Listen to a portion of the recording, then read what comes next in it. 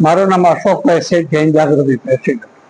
જન્માષ્ટમીના પવિત્ર તહેવારોમાં નિમિત્તે જૈન જાગૃતિ દ્વારા ઉપલેટાની અંદરમાં 150 મીઠાઈની કીટ બનાવેલી, તેમાં ફરસાણ અને લાડવા છે, જે લોકોને અમે દર વર્ષે આપીએ છીએ। આજે 15મા વર્ષની અંદરમાં મંગલ પ્રવેશ મીઠાઈ અને ફરસાણ લોકો તહેવારો ઉજવાય અને જન્માષ્ટમીનો પરંપરા જે તહેવાર છે એ નિમિત્તે ખાસ અમે એવું આયોજન કરવામાં આવેલું છે।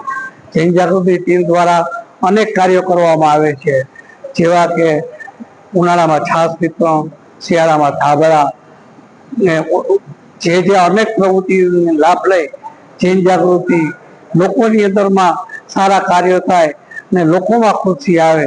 જન્માષ્ટમી ખુશીનો તહેવાર છે। ભગવાન જગન્નાથ બધાને ખૂબ સુખ શાંતિ આપે એવી અમે શુભેચ્છા પાઠવીએ છીએ। અશોકભાઈ સાહેબના જય જય।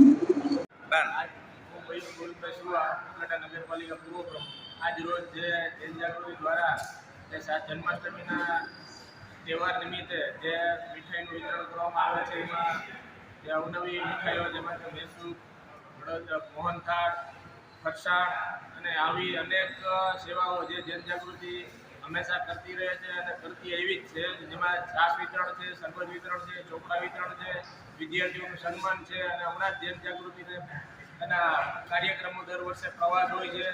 આવા નવા કાર્યક્રમો જૈન જાગૃતિ દ્વારા કરવામાં આવે છે। તો અશોકભાઈ શેઠ અને એની ટીમ જૈન જાગૃતિ અમને આજે બોલાવ્યા અને જે મીઠાઈ વિતરણ કાર્યક્રમ ખૂબ ખૂબ આભાર।